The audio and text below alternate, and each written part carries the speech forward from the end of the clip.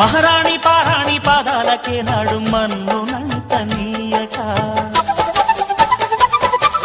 మహారాణి పారాణి పాదాలకే నాడు మన్నునంత నీయక నడిచేటి దారుల్లో నా గుండె పూబాట పరుచుకుంది మెత్తగా శాంతికే ఆలయం ఆమె నెమ్మది అందుకే అంకితం అయినది మది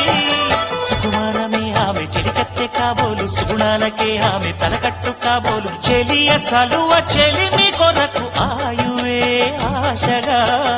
తపమును చేయగా